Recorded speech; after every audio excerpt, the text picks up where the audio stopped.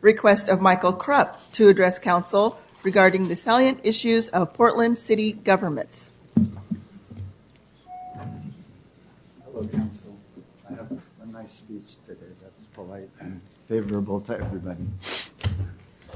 Mayor Adams, you have done something so unique that history will record the fact that it is here in Portland where the government began to once again speak for the people. Despite the obvious monetary bullying to the contrary, you chose to tolerate the Occupy movement.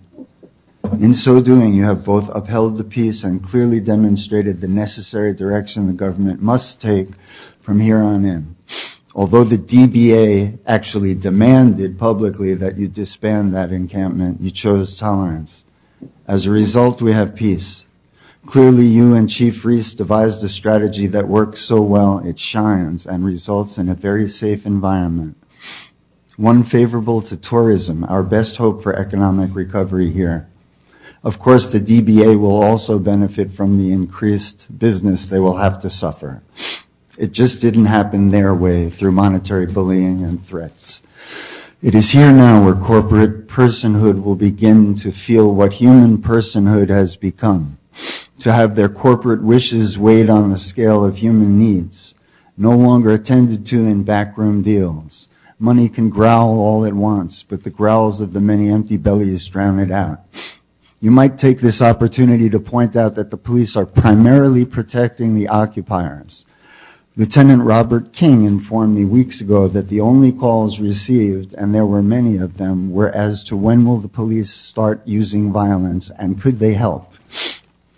And then there's the strange case of the disappearing rally and demonstration.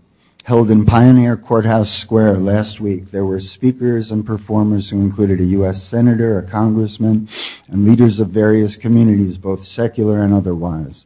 Storm Large led the crowd in many great American songs. The crowd were packed like sardines, with more pressing in from the sidewalk. They sang enthusiastically to Woody Guthrie and many other great American songs.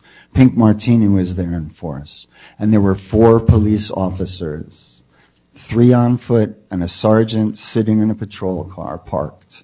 The rally was well over an hour without incident. Thousands of demonstrators were left unattended and trusted. This trust was rewarded by civility. God bless America, a significant event, if not unprecedented. But no press, none. No helicopters showing the huge attendance, or the virtual complete absence of police, which is rather unique.